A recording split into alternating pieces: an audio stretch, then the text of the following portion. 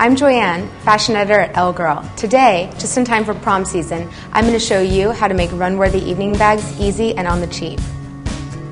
I'm going to create two different bags for two totally different looks. The first is a black satin clutch with oversized embellishments. I'm inspired by the runways of Vera Wang and have been drooling over the uber-expensive Debbie Kroll and Miu Miu accessories. But who needs to break the bank when you can do it yourself? My other bag channels your inner rocker girl. I've been obsessed with punk lately, and I love how some studs add a little bit of cool to even the most feminine outfit. Designers from Diane von Furstenberg to Burberry have been using grommets, studs, and chainmail to add a little rock and roll to their collections. By adding a few heavy metal studs and switching out the chain, I'm going to rock this bag out. I started by picking up a couple of really simple clutches. I looked for fabrics that would be smooth and easy to glue on. And I also kept in mind the type of bag that I was making. For the black jeweled one, I wanted a silhouette that was soft and curvy and very feminine. For the silver studded one, I wanted a sturdier silhouette. Next, I went in search of some big, bright gemstones and silver studs. I headed to Beads World in NYC's Garment District, but your arts and crafts store should have a similar selection. While I was there, I also picked up some fabric glue, any brand should work, and a set of large tweezers, although you can definitely use your hands.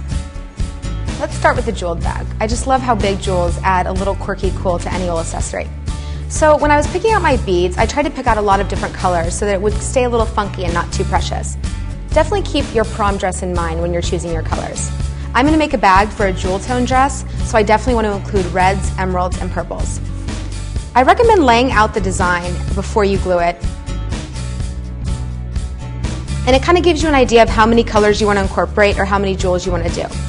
So I'm going to start with the clasp, and I'm going to make my center stones a lavender and a light gray. So try to put on as much glue as possible. If it seeps out the side, it's no big deal. Once it dried, it was really easy to peel off. Next, I'm going to glue my secondary color, the lavender. So the great thing about this project is, as you go, you can kind of see in what direction you want to go. When I first did this bag, after I finished the clasp, I thought it looked so pretty I was going to leave it alone. But I decided that I'm never one for simple, so I added 2 more rows of gems, which I think ended up looking fantastic. And for this one, I'm going to go on to the purse as well. All right. Now that I'm done, I'm going to move my gems around just a little to make sure they're evened out just where I want them to. And now I'm going to let it dry. Once it dries, all this excess glue is really easy to peel off. That's actually what I really ended up using my tweezers for. I just love how a few subtle pieces makes this bag totally your own. Now for our rockstar bag. If you're the kind of girl that isn't into ruffles and frou-frou, this is the bag for you. So at the bead store, I picked these studs that I felt were flat and would be easy to glue on. Notice I picked a matte silver so that it would contrast well with the shiny silver bag I had chosen. You can use all kinds of things for this. In fact, you could even use old dimes and nickels, which would look really cool. So the key to the first part of this bag is finding your center, because you're simply going to make rows of these studs going across.